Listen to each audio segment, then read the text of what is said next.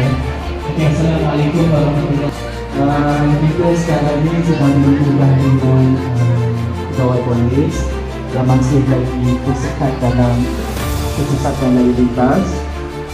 Okey, terbaik sahaja pegawai polis itu datang dalam kaitan dengan lintas ini kepada masyarakat. Okey, perkara yang sangat ada. Okey, macam mana awak nak tunjuk? Yang pertama, bagi kerjasama yang padu kepada kami semua. Macam mana kerjasama yang padu? Tak ada kita nak susun kan? Awak naik je mengikut yang kita dah susun, nanti kita akan susun baliklah. Minggu ni tak sempat nak buat full sebabnya training sana, training sini ada sikit tak ada. Okey.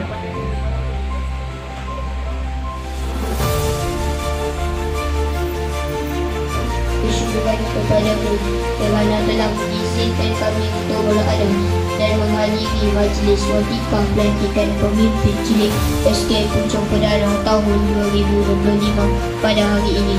Ya Allah, Ya Hafiz, Ya Syah, usaha kami mudah-mudahan dengan usaha-usaha kami ini barisan pemimpin cilik kami akan menjadi pemimpin yang bertanggungjawab, mempunyai keyakinan diri yang tinggi, ketabahan yang padu dan bersedia mencurahkan bakti kepada sekolah yang tercinta ini, sekaligus menjadi pemimpin yang cemerlang, terbilang, disegani dan dihormati sama ada dalam aspek kepimpinan dan pengurusan organisasi, seterusnya mampu melahirkan warisan pemimpin yang berketerampilan dan berwibawa.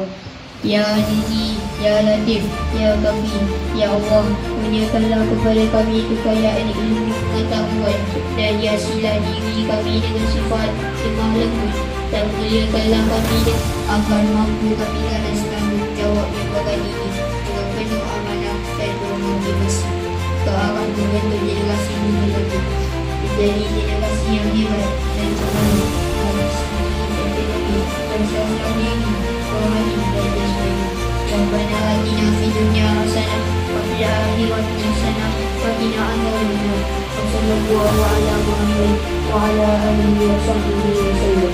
Alhamdulillahi rabbil alamin.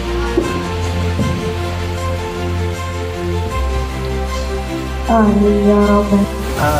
Kita terdapat program Watika Pelantikan Pemimpin Cilik. So adik-adik semua ni bakal jadi pemimpin di SK Puchong Pedanah.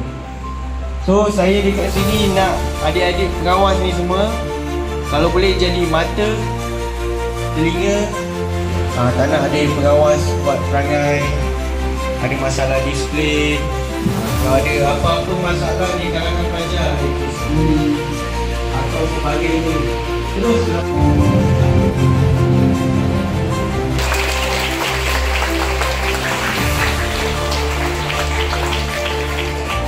kami ini merupakan satu amanah yang harus dipikul dengan penuh tanggungjawab. Oleh itu, kawan-kawan, laksanakanlah tugas ini dengan penuh dedikasi. Hadirin yang dihormati, saya dan rakan-rakan yang baru dilantik ini berjanji akan menjalankan tugas dengan sebaik mungkin.